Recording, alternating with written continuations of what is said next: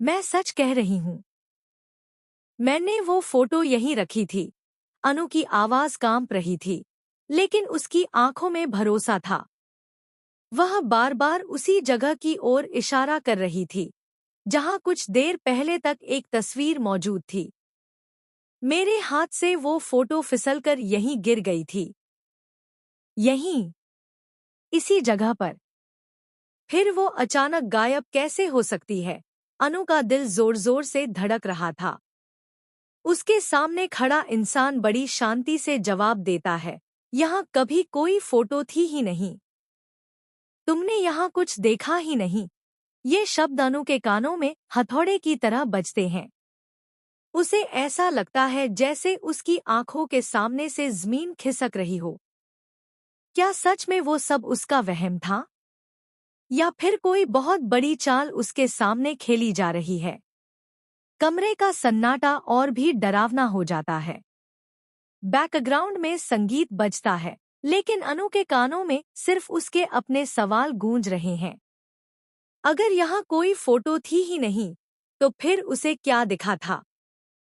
और अगर वो फोटो सच में थी, तो उसे छुपाने की इतनी बड़ी कोशिश क्यों की जा रही है? तभी अनु के मन में एक और सवाल उठता है। आखिर झंडे उस तस्वीर को छुपाना क्यों चाहता है? वो फोटो किसकी थी? और उस फोटो में दिखाई देने वाली औरत, वो राजनंदिनी आखिर है कौन? दूसरी तरफ आर्यवर्धन भी अंदर ही अंदर एक जंग लड़ रहा है। वह जानता है कि अगर किसी रिश्ते की नींव झूठ पर रखी जाए, तो एक न एक दिन वो नींव हिल ही जाती है। उसके मन में साफ है कि आने वाले नए साल से पहले पहले वह अनु को सब कुछ बता देगा।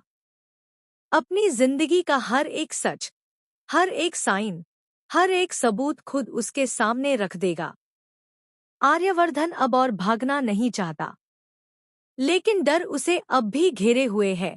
कहीं वो सच इतना ज्यादा डरावना न हो कि अनु उससे हमेशा के लिए दूर चली जाए। इधर अनु का शक अब सिर्फ शक नहीं रहा।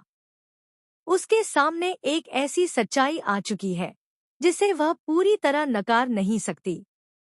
राजनंदिनी कोई कल्पना नहीं है, कोई वहम नहीं है। वह एक असली औरत है। और जो तस्वीर अनु ने देखी थी, वो भी बिल्कुल सही थी। यही वजह है कि झंडे ने पूरी कोशिश की कि अनु को एक भ्रम में डाल दिया जाए।